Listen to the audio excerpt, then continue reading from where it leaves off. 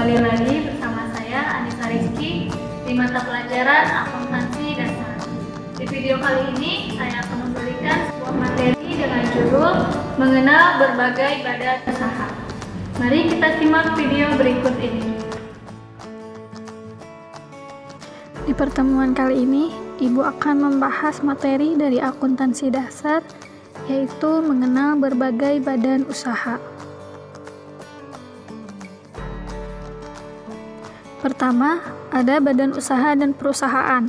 Nah, di sini ada tabel perbedaan badan usaha dan perusahaan. Nah, badan usaha ini tujuannya yaitu mencari keuntungan, sedangkan perusahaan tujuannya menghasilkan barang dan jasa.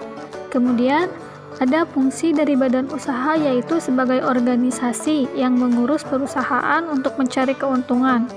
Sedangkan perusahaan adalah alat badan usaha untuk mencapai tujuan badan usaha.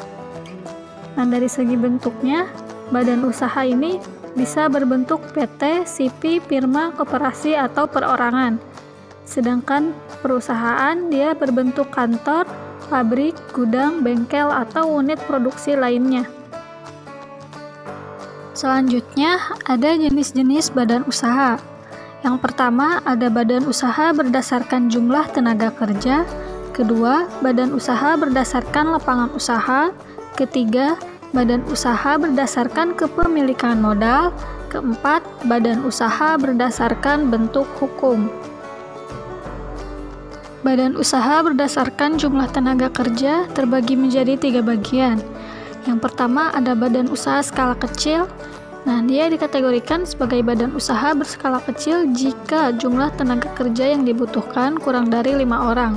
Umumnya, badan usaha ini dimiliki oleh perorangan. Kemudian, badan usaha skala menengah dikategorikan sebagai badan usaha skala menengah jika jumlah tenaga kerja yang dibutuhkan dalam proses produksi berkisar antara 5-10 orang. Contohnya adalah minimarket. Terakhir, ada badan usaha skala besar, dikategorikan sebagai badan usaha skala besar jika jumlah tenaga kerja yang dibutuhkan lebih dari 50 orang, misalnya seperti pabrik. Kedua, ada badan usaha berdasarkan lapangan usaha. Badan usaha berdasarkan lapangan usaha terbagi menjadi 5 bagian. Yang pertama, badan usaha di bidang agraris, merupakan bidang usaha yang berfokus pada pengolahan sumber daya alam untuk kemanfaatan orang banyak. Contohnya seperti pertanian, perkebunan, dan peternakan. Yang kedua, badan usaha di bidang ekstraktif merupakan badan usaha yang kegiatannya mengambil sumber daya yang tersedia di alam secara langsung tanpa adanya proses pengolahan. Contohnya adalah PT Aneka Tambang yang melakukan penambangan nikel dan emas. Ketiga, badan usaha di bidang industri.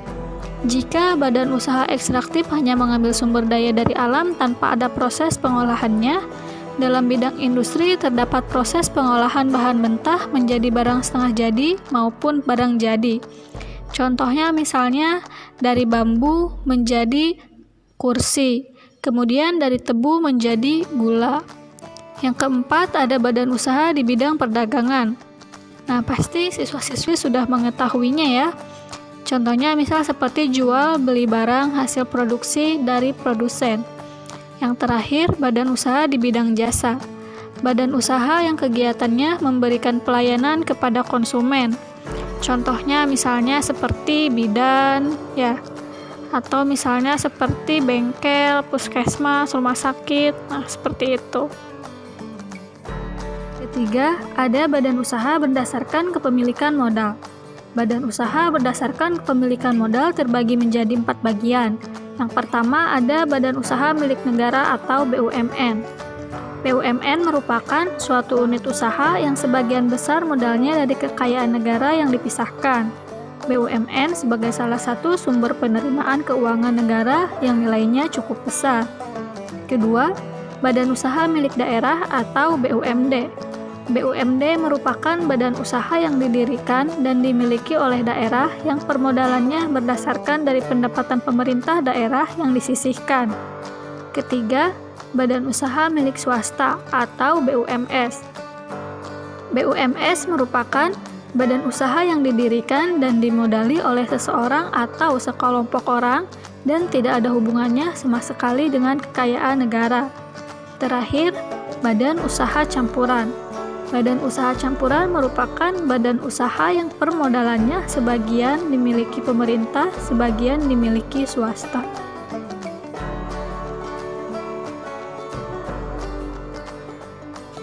Keempat, ada badan usaha berdasarkan bentuk hukum. Badan usaha berdasarkan bentuk hukum terbagi menjadi 3.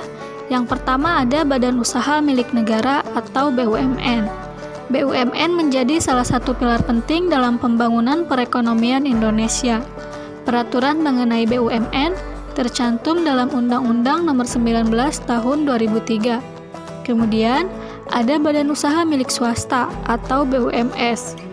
Badan usaha milik swasta didirikan untuk membantu pemerintah mengolah dan memanfaatkan sumber daya alam yang bisa digunakan untuk kesejahteraan rakyat yang belum bisa dikelola oleh BUMS. Kemudian yang terakhir ada koperasi.